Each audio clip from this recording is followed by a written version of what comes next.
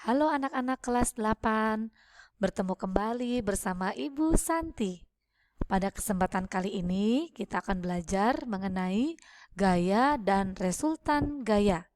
Kalian dapat mengamati pada tampilan di depan ini ya anak-anak, ada beberapa contoh aktivitas yang berhubungan dengan gaya atau materi yang akan kita pelajari lewat tayangan video selanjutnya.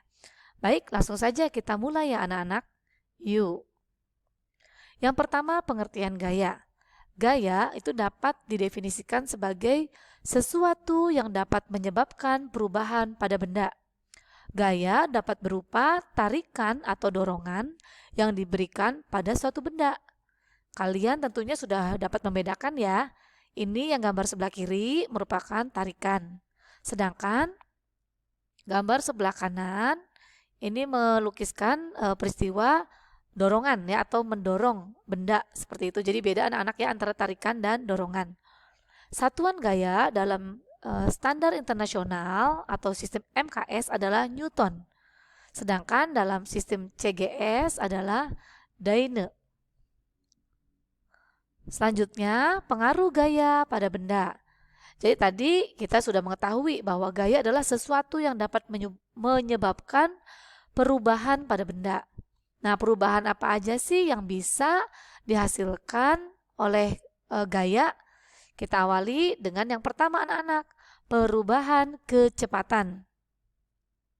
Perubahan kecepatan sendiri itu nanti ada dua kemungkinan. Yang pertama, benda yang semula diam menjadi bergerak. Contohnya ini ada sebuah bola yang tadinya diam, kemudian ditendang. Itu diberi gaya sehingga bola dapat bergerak. Kemungkinan kedua adalah benda bergerak menjadi diam.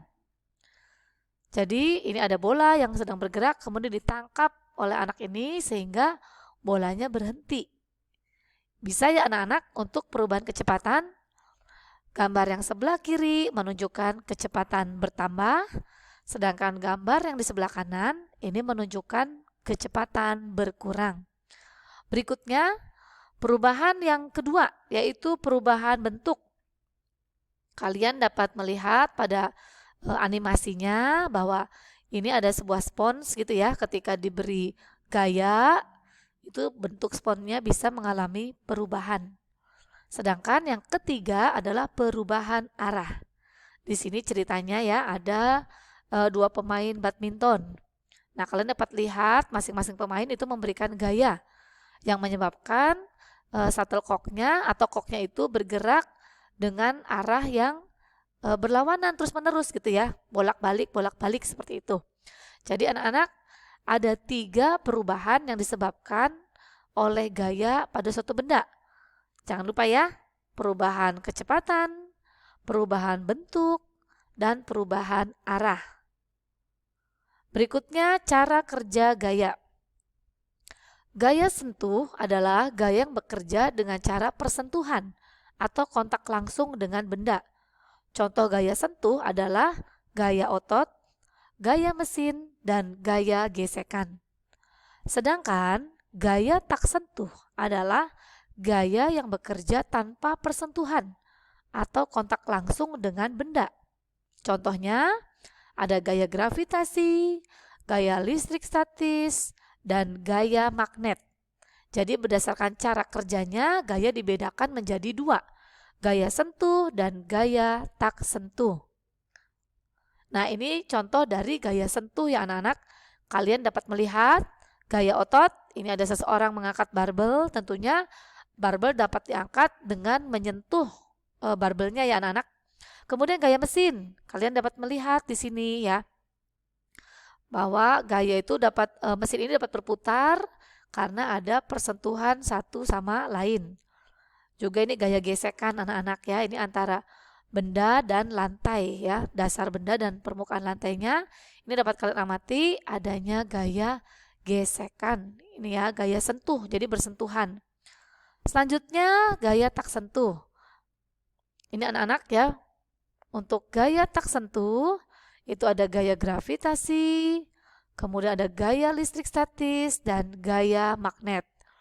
Gaya gravitasi tentunya kalian sudah tahu ya, bahwa bumi itu memiliki kemampuan untuk menarik benda-benda yang ada di atasnya. Itulah yang menyebabkan kenapa setiap benda yang jatuh selalu menuju ke pusat bumi, atau kalau kita melempar benda ke atas pun pasti akan jatuh kembali ke bumi. Gaya listrik statis ini disebabkan oleh benda yang bermuatan listrik. Di sini ada sebuah balon berwarna kuning. Balon yang sudah bermuatan listrik dapat menarik kaleng bekas minuman. Dan yang ketiga di sini adalah gaya magnet. Tentunya kalian sudah tahu ya anak-anak, di SD pun sudah belajar kan tentang magnet. Jadi gaya magnet itu pun dapat bekerja tanpa menyentuh bendanya. Jadi pada jarak tertentu logam-logam kecil ini dapat menempel pada magnet yang ada di atasnya. Berikutnya alat ukur gaya. Gaya dapat diukur menggunakan dinamometer atau neraca pegas. Ini kira-kira seperti ini anak-anak ya, yang namanya dinamometer dan neraca pegas.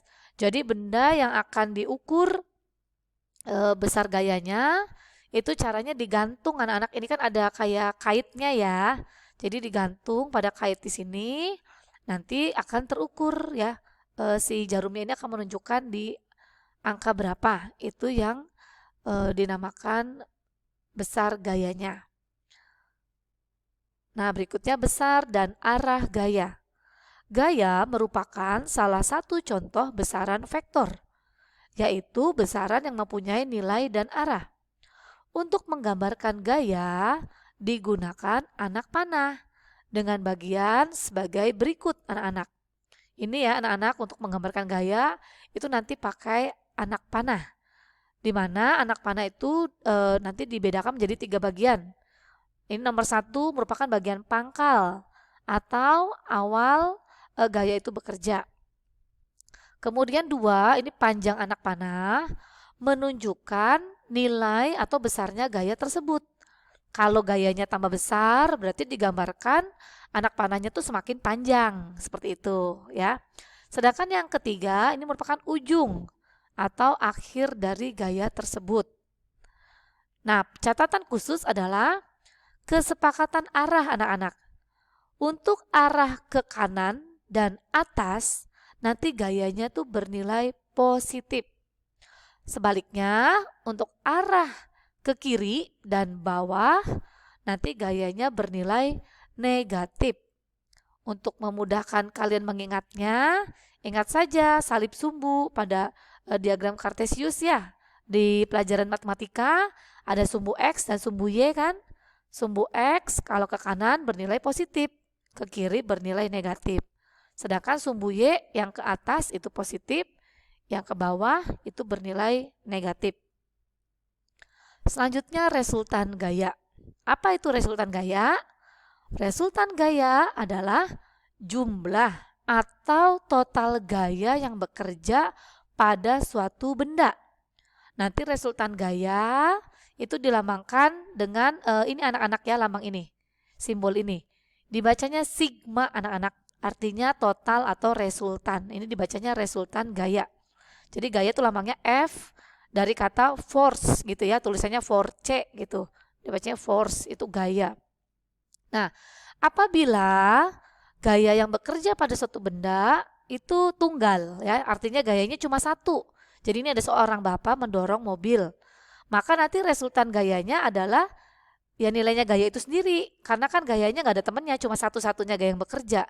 Jadi resultan gaya sama dengan gaya itu sendiri. Sedangkan apabila pada suatu benda bekerja 2 gaya. Ini anak-anak kalian dapat lihat.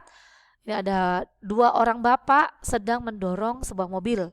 Bisa dikatakan resultan atau total gaya yang diterima oleh mobil adalah penjumlahan dari F1 dan F2.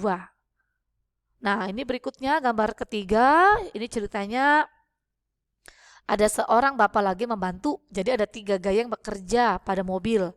Resultan gayanya ya F1 tambah F2 ditambah F3. Jadi jumlah keseluruhannya itu berapa gitu ya anak-anak ya, total gaya yang bekerjanya berapa. Nah, ini contoh soal. Tentukan resultan gaya dari peristiwa berikut. Ini yang pertama, si bapak memberikan gaya sebesar 700 Newton. Maka resultan gayanya ya 700 Newton ini anak-anak langsung ya.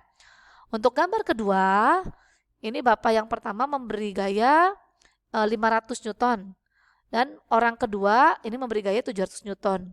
Arahnya ke kanan. Ingat, ke kanan berarti positif ya anak-anak. Jadi nanti 500 ditambah 700. Hasilnya 1200 Newton. Gaya yang gambar yang ketiga, ini anak-anak ada 3 orang bapak mendorong sebuah mobil. Nah ini arahnya sama ke kanan semua anak-anak. Jadi nanti resultan gayanya F1 tambah F2 tambah F3. Gayanya masing-masing nilainya positif ya anak-anak karena arahnya ke kanan. Jadi nanti resultan gayanya tinggal dimasukin 800 ditambah 500 ditambah 700. Hasilnya adalah 2000 Newton. Bagaimana anak-anak?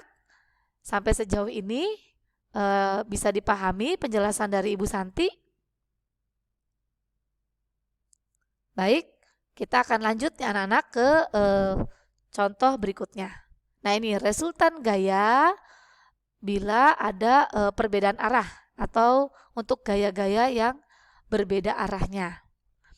Di awal telah disepakati bahwa gaya bernilai positif untuk arah ke kanan dan ke atas. Sebaliknya gaya bernilai negatif untuk arah ke kiri dan bawah. Nah contoh di sini kalian dapat melihat ada 2 orang bapak sedang bermain panco. Bermain panco berarti kan arah gayanya berlawanan ya anak-anak atau berbeda arah ini. Yang satu ke kanan, satu ke kiri gitu kan. Maka resultan gayanya F yang ke kanan ditambah F yang ke kiri. Tetapi jangan lupa yang ke kiri nanti nilainya negatif. Nah ini ada gambar kedua, ceritanya ini ada 4 orang anak sedang bermain tarik tambang. Nanti dihitung anak-anak karena gaya yang ke kanan dan ke kirinya ini lebih dari 1, kan yang ke kanan ada 2 anak, yang ke kiri juga ada 2 anak. Jadi nanti resultan gaya totalnya itu resultan yang ke kanan ditambah resultan yang ke kiri. Jadi yang ke kanannya berapa, yang ke kirinya berapa, nanti dijumlahin. Nah ini contoh soalnya. Tentukan resultan gaya pada permainan berikut. Ini bapak yang sebelah kanan gitu ya, gayanya 550 Newton. Dan bapak yang ada di sebelah kiri memberikan gaya 500 Newton. Resultan gaya keduanya adalah F kanan tambah F kiri. F kanan itu ada 550.